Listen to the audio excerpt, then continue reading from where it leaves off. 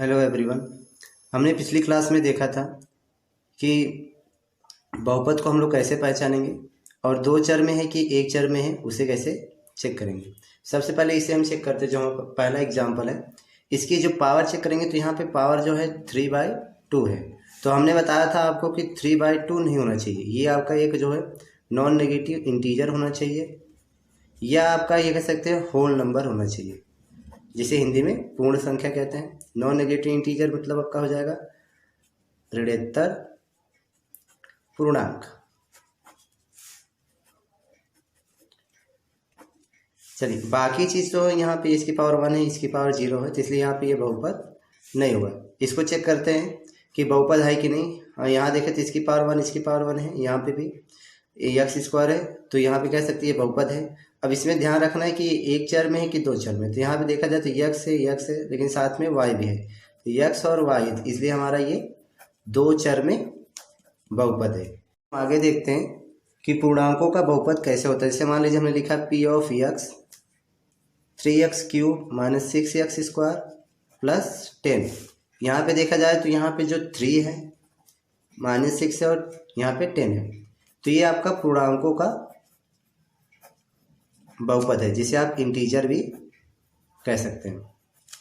दूसरा एग्जांपल देखा जाए तो यहाँ पर 9x² रूट में 7x माइनस करनी में 3।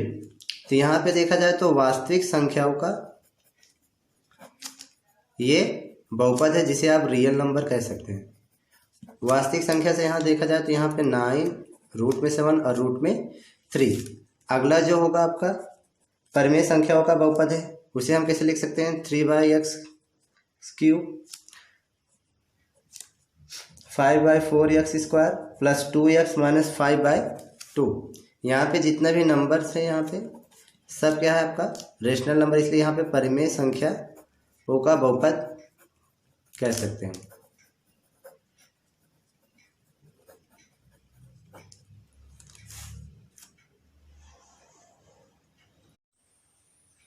जिसने जिसने अभी तक जो है चैनल को जो है सब्सक्राइब नहीं किया है, सब्सक्राइब कर ले और लाइक करें, साथ में शेयर भी करें। आप शेयर करते रहिएगा।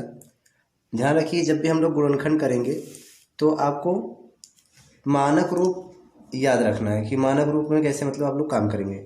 बहुपद का एक मानक रूप होता है, स्टैंडर्ड फॉर्म होता है। एक होता है आपका अवरोही क्रम,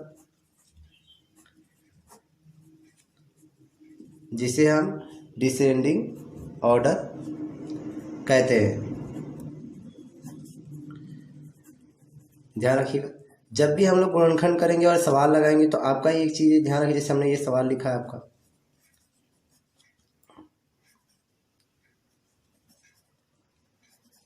अब इसको ध्यान रखना है कि हमें घात के आधार पर इसे जो है अवरोही क्रम में या डिसेंडिंग ऑर्डर में रखना है। आपको करना क्या है, यहाँ पे x³ है, सबसे पहले सबसे बड़ी घात इसकी इतनी है, यहाँ पे फिर 2x² है प्लस 2x है प्लस 5 है।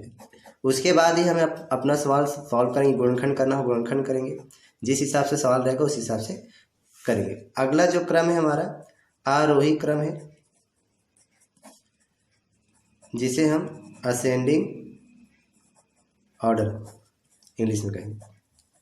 अब इसको ध्यान रखना है कि जो असेंडिंग ऑर्डर है हमेशा उसकी घात सबसे कम होगी, फिर उसकी घात यहाँ बढ़ेगी, मतलब बढ़ते क्रम में ध्यान रखिए, और इसकी घात यहाँ पे।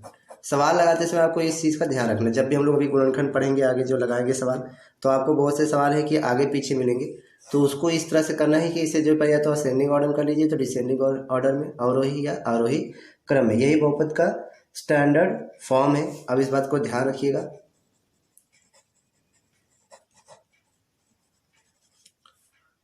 तो हम लोग आगे देखेंगे बहुपद की घात कैसे निकालना है। बहुपद की घात, डिग्री ऑफ पॉलिनोमियल। ध्यान रखना है, अब इसमें दो प्रकार का होता है। एक होता है एक चर में, अभी हमने बताया था पिछली क्लास में, और एक होता है आपका दो या दो से अधिक, दो या दो से अधिक चर। तो हम लोग पहले चेक करेंगे एक चर वाला कि एक चर में हम लोग बहुपद की घात कैसे चेक करेंगे। एग्जाम्पल के तौर पे यदि हम यहाँ देखें √2 माइनस वाई की पावर 3 वाई की पावर 5 प्लस 2 वाई की पावर 6, यदि हमने कहा कि इसमें बताइए बहुपद की घात कितनी होगी, तो हम लोग कहेंगे कि इसमें जो सबसे बड़ी घात इसकी, यहाँ पे देखा जाए तो यहाँ से इसकी घात 0 होगी, यहाँ पे 3 5 6, और यहाँ पे देखा जाए तो यहाँ 6 जो है सबसे बड़ा है, इसलिए बहुपद की जो घात होगी 6 होगी। अगला एग्जाम्पल देख लेंगे यहाँ पे, जैसे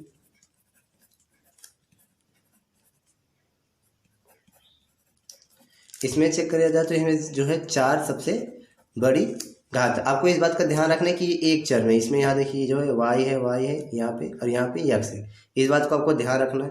तो अगला जो है 2 या 2 से अधिक चर की घात में कैसे पता करेंगे इसमें कि कौन से बहुपद की कितनी घात है। मान लीजिए 3x घाते 3 7x² y² प्लस 8, ये आपका एक एग्जाम्पल है। इसकी घात यहाँ पे 3 है, और इसमें देखिए इसमें x और y दोनों है, तो हम लोग क्या करेंगे, जो यहाँ पे x और y की जो घात है उसको हम लोग जोड़ लेंगे। जैसे मान लीजिए x की घात कितनी यहाँ पे 2, y की घात कितनी है इसमें 2, तो इसकी घात कितनी हो जाएगी 4, और यहाँ पे है 3, और यहाँ पे घात इसकी 0, इसलिए इसकी बहुपद की जो घात होगी 4 होगी।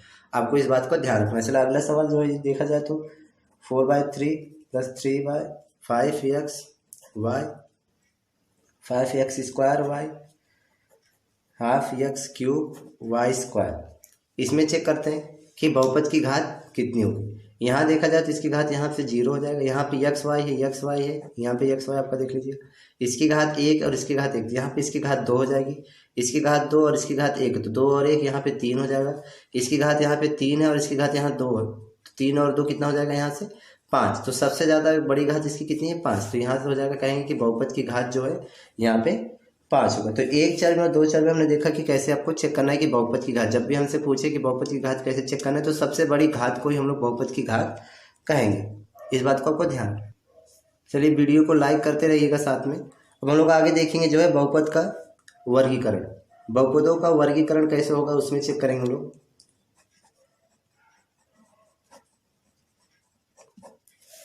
Classification of polynomial.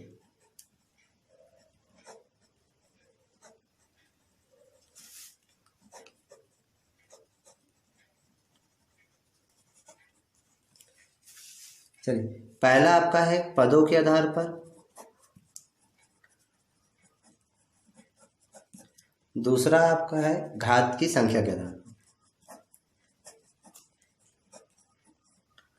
पदों के आधार पर मान सकते हैं यहाँ पे टर्म्स, बेसिस ऑफ टर्म्स, और यह हो जाएगा basis of number of base, जो कि घात की संख्या के आधार पर। पहले हम लोग चेक करेंगे पदों के आधार पर कि हम लोग इसमें चेक करेंगे कि पदों के आधार पर कैसे होता है। तो पहला जो इसमें देखा जाए, पहला आपका होता है एक पदी बहुपद। एक पदी बहुपद क्या होता है, इसे हम इंग्लिश में कह सकते हैं मोनोमियल। आपको इंग्लिश के वर्ड मीनिंग से ध्यान रखिएगा। अब मोनोमियल में क्या होता है, आपके एक पद जो टर्म्स होने चाहिए आपके कितने होने चाहिए, 1 होना चाहिए। जैसे अब एग्जाम्पल के तौर पर यदि हम लोग देखें,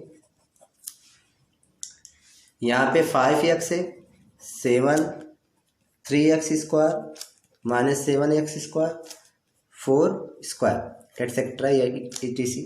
तो यहाँ पे देखा जाए तो जैसे सब में कॉमन लगा, तो यहाँ पे हमारा एक पद है सिर्फ x है, यहाँ पे सिर्फ एक अचर पद है। आपको यहाँ पे x² है, यहाँ पे x² है माइनस में यहाँ पे 4²। यहाँ पे ये मत कहिए कि यहाँ पे इसकी घात 2 है, तो यहाँ पे जो द्विपदी कहेंगे, जैसा कुछ नहीं है, सिर्फ हमें टर्म्स देखने हैं। टर्म्स कैसे पता करेंगे, जैसे मान लीजिए इसमें लिखा है, तो यहाँ पे जो प्लस है ये आपको डिवाइड करता है, ये आपका पहला टर्म हो जाएगा, यहाँ पे सेकेंड टर्म, यहाँ पे थर्ड टर्म। आपको इस बात को ध्यान रखना है, प्लस जो है आपको डिवाइड करते कितने टर्म्स इसमें है। तो ये आपका सिंगल यहाँ पे, इसलिए मोनोमियल यहाँ से एक पदी बहुपद, यहाँ से भी आपका देख लीजिए सब आपका एक पदी बहुपद है। अगला जो आपका है द्विपदी बहुपद। चलिए द्विपदी बहुपद को हम लोग कैसे चेक करेंगे। द्विपदी बहुपद जिसे हम लोग क्या कहेंगे, बायनोमियल। अब इसमें जो टर्म्स की संख्या होगी कितनी होगी, 2 होगी। सीधी सी बात है, इसमें नाम से ही पता चल जाता है द्वि, और यहाँ से लिखा है बाय। अब चेक कर सकते हैं, यहाँ पे एग्जाम्पल पे लिया जाए 3 - 5x 7x² plus x, 7x² y plus 3y, y की पावर 30 प्लस 1 etc। यदि हम लोग चेक करें यहाँ पे देखिए दो टर्म्स है यहाँ पे, इसलिए इसे द्विपदी बहुपद कह सकते हैं। यहाँ पे भी आपका दो टर्म्स है, यहाँ पे x और y है, यहाँ मतलब आपका जो एक दो चर का है ये, लेकिन आपका ये भी कितने हैं, दो टर्म्स है इसमें। अब यहाँ पे भी दो टर्म्स, इसलिए हमारा ये द्विपदी बहुपद है। अगला हमारा कौन सा है, त्रिपदी बहुपद। ऐसा बहुपद जिसकी घात कितनी, जिसमें कितने टर्म्स होने चाहिए, 3 टर्म्स होने चाहिए। एग्जाम्पल के तौर पर लिख सकते हैं यहाँ पे, पहले इसे लिख लीजिए, त्रिपदी बहुपद, ट्राइनोमल इसे कह सकते हैं। अब इसमें 3 टर्म्स होने चाहिए, आपको इस बात को ध्यान रखना होगा। चलिए यहाँ देखते हैं, रूट में 3xy, रूट में xy, रूट में 2xy², रूट में 5। इसमें यहाँ टर्म्स देखा जाए तो यहाँ से आपका फर्स्ट, सेकंड, थर्ड, तो यहाँ से ये कह सकते हैं आपका ये त्रिपदी ट्राइनोमल है। यहाँ पे अगला चेक करेंगे, 8 + 3x + x², और एग्जाम्पल यहाँ देख रहे हैं, रूट में 2 + x - x² एटसेट्रा इत्यादि और भी ले सकते हैं। तो आपको ध्यान रखना है कि जो टर्म्स है वो प्लस माइनस इससे डिवाइड करते हैं कि हाँ कितने टर्म्स इसमें होने चाहिए। जैसे त्रिपदी में 3 टर्म्स, द्विपदी में आपका 2 टर्म्स होने चाहिए, और एक पदी में जैसे मोनोमियल में आपसे 1 टर्म्स होने चाहिए। आपको इस बात को ध्यान रखना। अगला जो हमारा सेकेंड टाइप है, घात की संख्या के आधार पर है। घात की संख्या के आधार पर आपको ध्यान रखना है, on the basis of number of terms. पहला जो आपका होगा रैखिक बहुपद। अब रैखिक बहुपद में क्या, रैखिक से ही नाम होता है आपको जो लीनियर पॉलिनोमियल। रैखिक का मतलब होता है जिसकी घात कितनी हो, आपकी 1 हो। ऐसा बहुपद जिसमें चर राशि का अधिकतम घात कितनी हो, 1 हो, रैखिक बहुपद कहलाता है। ये एग्जाम्पल लिया जाए हमारा, यहाँ से मान के चलिए यदि f(x) जो है आपका 3x + 5 हो, या g(y) जो है आपका लिया जाए यहाँ पे रूट में 7y - 1 हो, p(z) लिया जाए यहाँ से आपका 5z, और यहाँ पे f(x) लिया जाए तो यहाँ पे 3/5x + 2 एटसेट्रा। यहाँ पे सब में चेक करेंगे, जो इसकी जो पावर है, सबकी पावर कितनी है, 1 है। यहाँ पे भी 1 है, इसकी पावर 1 है, इसकी पावर 1 है, इसलिए इसे हम कह सकते हैं आप रैखिक बहुपद, जिसे हम लीनियर पॉलिनोमियल कह सकते हैं, जिसकी पावर 1 हो। आपको इस बात का ध्यान रखना। रैखिक बहुपद का मानक रूप क्या होता है, आपको इस बात को ध्यान रखना है, ax + b। इस रूप में इसका मानक रूप लिख सकते हैं, जहाँ पे a और b क्या है आपका, यहाँ से लिख सकते हैं आप अचर राशि है या अचर पद। जो आपका ध्यान रखिएगा, इसमें जो a है ≠ 0 होना चाहिए। यदि a 0 हो गया तो ये आपका ये रैखिक बहुपद होगा ही नहीं। इस बात को आपको ध्यान रखना जब भी हम लोग लिखेंगे। देखिए आपका ax + b के रूप में, यहाँ पे देखिए ax + b के रूप में यहाँ पे, और यहाँ पे b आपका 0, तो उससे कोई दिक्कत नहीं, बस आपका a 0 नहीं होना चाहिए। अगला आपका है द्विघात बहुपद। द्विघात बहुपद जिसे हम क्वाड्रेटिक पॉलिनोमियल कह सकते हैं। अब देखिए नाम से ही पता चल रहा है, ऐसा बहुपद जिसमें चर राशि की अधिकतम घात 2 हो, द्विघात बहुपद कहलाता है। एग्जाम्पल के तौर पे आप ले सकते हैं, f(x) हो 5x² + 3x - 7/5। f(x) यहाँ पे आप हो जाएगा 7x² - 5x। f(x) यहाँ से ले सकते हैं -x² प्लस रूट में 3x। तो यहाँ पे चेक करेंगे, यहाँ देखिए इसकी जो अधिकतम घात है यहाँ पे 2 है, इसकी घात 1 है, और यहाँ पे जो इसकी घात 0 है। इस बात को आपको ध्यान रखना है, इस जो है अधिकतम घात जो है इसकी 2 होनी चाहिए। यहाँ पे भी आपकी 2 है, यहाँ पे भी 2 है। तो इसका जो मानक रूप होता है, यदि इसका हम मानक रूप देखें, स्टैंडर्ड फॉर्म, तो यहाँ पे हो जाएगा ax² + bx + c, जहाँ पे a b c क्या है आपको वास्तविक संख्या, अचर कह सकते हो आप, अचर राशि। a जो है आपका यहाँ पे 0 नहीं होना चाहिए, इस बात को आपको ध्यान रखना है। अगला आपका जो है त्रिघात बहुपद है। त्रिघात बहुपद में हम लोग लिखेंगे कैसे, इस बात का ध्यान रखिए। क्यूबिक पॉलिनोमियल, आपको ध्यान रखना है इसमें कि इसकी जो घात होनी चाहिए 3 होनी चाहिए। नाम से हमें पता चलता है। यदि हम चेक करें f of x equal to 8x⁻3, ऐसा बहुपद जिसमें चर राशि की अधिकतम घात 3 हो त्रिघात बहुपद कहलाता है। आपको ध्यान रखना है। तो इसकी घात कितनी है? 3 है। ये अगला चेक करें हम लोग यहाँ पे f of x 9x³ + 5x²। यहाँ से अगला चेक करें f of x 13z³ 12z² + 11z5। यहाँ सब में चेक करें तो यहाँ पे जो देखिए x की जो है अधिकतम घात कितनी 3 है, इसलिए हमारा यहाँ पे क्यूबिक पॉलिनोमियल होगा। इसका जो मानक रूप होगा स्टैंडर्ड फॉर्म होगा, अब उसको ध्यान रखिएगा।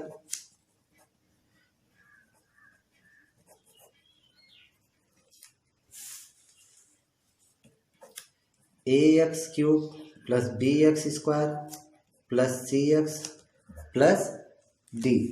अब इसमें ध्यान रखना है कि जो a, b, c और d है आपकी वास्तविक संख्या,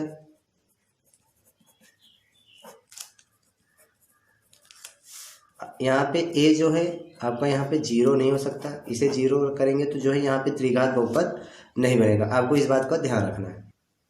अगला आपका है चतुर्थ घात बहुपद, जिसे हम बाय क्वाड्रेटिक पॉलिनोमियल कह सकते हैं। अब ध्यान रखिए, इसमें नाम से पता चलता है ऐसा बहुपद जिसमें चर राशि की अधिकतम घात 4 हो चतुर्थ घात बहुपद कहलाता है। एग्जाम्पल के तौर पर लेंगे हम लोग f of x equal to x⁴ 2x³ - 7x² + 5x + 3। f of z ले सकते हैं यहाँ पे z⁴ 7z² + 3। इसका स्टैंडर्ड फॉर्म होगा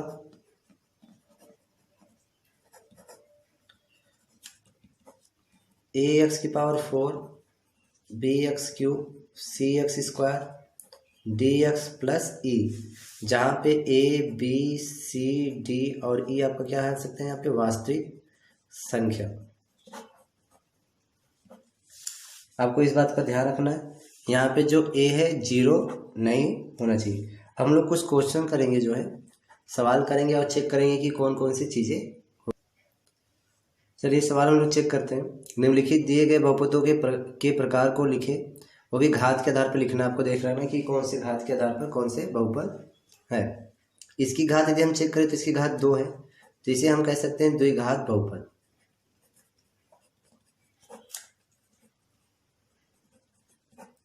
इस बात को ध्यान रखना है। इसकी घात यहाँ पे 3 है, जो सबसे बड़ी घात है, इसे हम कह सकते हैं त्रिघात बहुपद, क्यूबिक बहुपद, क्वाड्रेटिक बहुपद। इसकी घात यहाँ पे 1 है, तो यहाँ से आप कह सकते हैं रैखिक बहुपद। चलिए यहाँ पे चेक करते हैं। इसकी घात सबसे ज़्यादा जो यहाँ पे 4 है, इसे आप कह सकते हैं चतुर्थ घात बहुपद। यहाँ चेक करते हैं, इसकी घात जो है यहाँ पे 3 है, तो इसे हम लिख सकते हैं त्रिघात बहुपद। आपको इस बात को ध्यान रखना है कि जो सबसे बड़ी घात है उसी का आधार हम लोग चेक करेंगे कि ये कौन से प्रकार की जो है बहुपद है। यदि हम लोग पद के आधार पर चेक करते तो इसमें जो है यहाँ पे देखा जाए 1, 2, 3, तो यहाँ से त्रिपदी हो जाता है। ये भी आपका त्रिपदी बहुपद हो जाता है, ये आपका द्विपदी हो जाता है। ध्यान रखिए यहाँ पे भी आपका त्रिपदी है, और यहाँ पे 4 बार है, तो यहाँ से आप जो है बहुपदी जो है बहुपदी कह सकते हैं, वो जो कि 3 से ज़्यादा है। जब 3 से ज़्यादा हो तो उसे आप बहुपदी कह सकते हैं। आपको इस बात का ध्यान रखना है।